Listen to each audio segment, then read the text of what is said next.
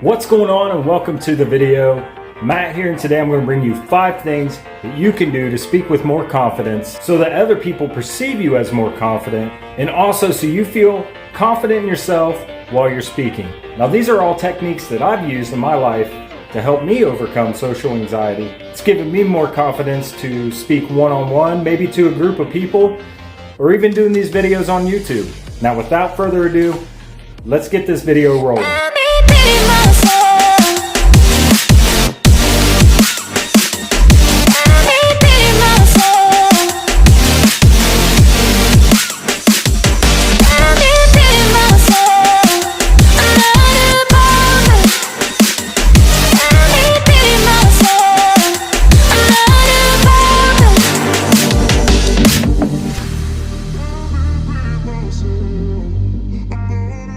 Now, the first tip that I have for you is to put your focus on the other person that you're talking to.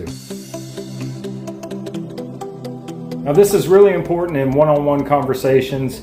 Instead of trying to focus on what you're going to say next or trying to be funny and crack a joke, you just simply want to try to focus on the other person. Now, you definitely don't want to get stuck in a boring conversation where you're talking about the weather, maybe their weekend plans or what they had for lunch.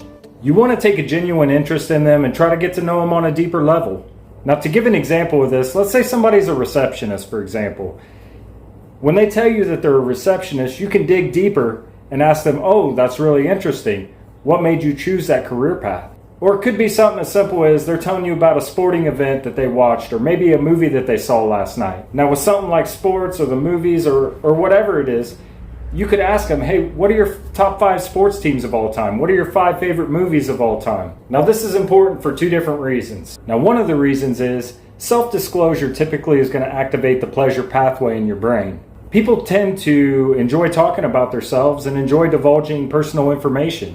Ultimately, this is going to get the person more excited and more happy to talk to you, and it's going to help keep the conversation alive. And you can always use whatever they've said to push yourself into the next level of the conversation. Now, it's hot as balls out here, so let's head inside and we'll get you to number 2. All right, it's a lot cooler in here. Let's go ahead and get into number 2, and that is take up space when you're speaking. Now, obviously, you don't want to look stupid and just stand around like this. But basically what I mean is you don't want to be all closed up and cowering in the corner looking like you're trying to avoid anything. Something that you can do, if you're sitting, you can kind of cross one leg. If you're standing, maybe you can just kind of do a slight lean onto something, and that's just going to kind of open up your posture. And on one hand, it's going to make you feel a lot more comfortable because you're assuming a comfortable posture. And once you find that comfortability, it's going to allow you to speak more comfortable instead of having stress and anxiety running through your head. Now, with it making you more confident, comfortable, and relaxed, the other person's going to see that, and they're going to feed off the vibe. It's a very awesome hack that's going to help you. Now, number 3 on the list is smile.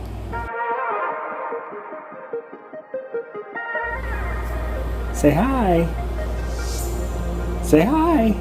Now, you often want to smile when you're conversing with other people. The reason for this is a lot of times you come into these situations, you feel really anxious, you feel really tensed up. And when you smile, it's going to help relax you. Now, smiling during the conversation, it's going to bring you out of that uptight feeling that you're going to have, and it's going to make you a lot more relaxed, but it's going to make the other person feel the same way. And a good thing to know is that studies have shown that people who smile more are perceived as more attractive and more confident. So all you got to do is just smile.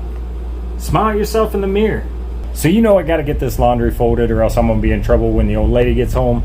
So let's go ahead and get into that, and then we'll get into number 4.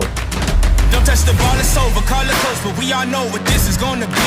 You came and failed the test, you met the best, expected chess, but got monopoly.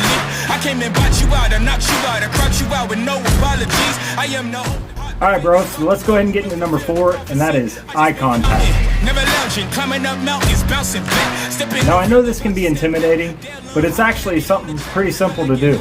So I know we've hit on eye contact on quite a few videos, but eye contact is the key to a lot of different things. So I know it seems very intimidating, and I know for some people it's kind of hard for them to do, but what you need to do is hold your eye contact and only break your eye contact after they have broken their eye contact. See, people naturally will break eye contact when they start feeling uncomfortable.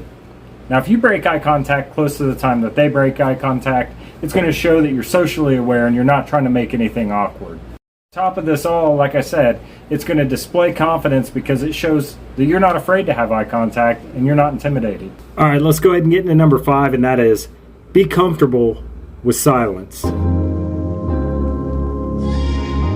A lot of people are just afraid of awkward silence. They kind of do everything that they can to try to avoid the awkward silence. Now, some people, they just don't feel comfortable with that awkward silence, so they're just going to blurt out whatever comes to their head, and sometimes it's going to just make them look insecure and kind of silly. All right, so one thing that you want to do is get comfortable in embracing the silence. So one thing is to just kind of sit there and feel that discomfort and that awkwardness and don't do anything about it. Because on one hand, this is the only way you're going to get comfortable with the silence. And on the other hand, most people are just like you and they can't stand the silence. Now, more than not, the other person's oftentimes going to try to fill that void or that silence with something and kind of put the pressure on them, and that's going to help you be a lot more at ease. And don't mistake it, this is kind of a power play and kind of puts you in the power position of whatever conversation it is that you might be in. And this is mainly in part because you're comfortable with the silence and the other person isn't. Now I'm going to wrap the video up here, but those are 5 things that help me feel more confident in conversation. So I'd recommend trying at least 1 or 2 of those things in your next conversation. I guarantee you, bro, it's going to make you feel more confident.